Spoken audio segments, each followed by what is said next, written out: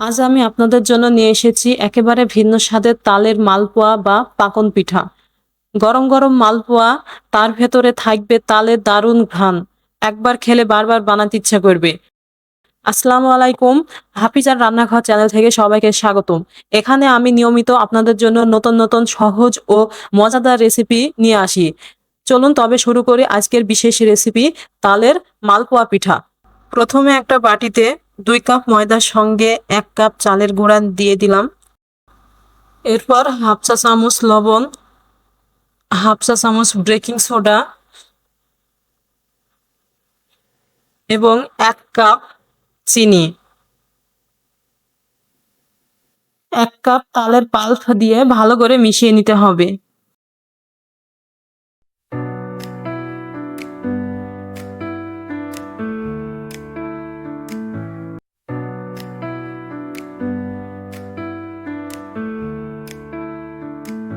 এরপর অল্প অল্প পানি দিয়ে একটি কেকের মতো ঘন ব্যাটার তৈরি করে নিতে হবে।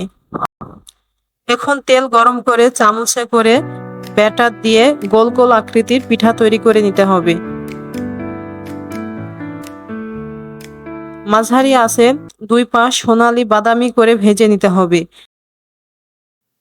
যারা আমার ভিডিওটি ইউটিউব চ্যানেল থেকে দেখছেন, ভিডিওটিতে একটি লাইক দিন এবং চ্যানেলটি সাবস্ক্রাইব করে পাশে থাকুন। আর যারা আমার ফেসবুক পেজ থেকে দেখছেন, আপনারা পেজটি অবশ্যই ফলো দিন এবং আমার সাথে যুক্ত থাকুন।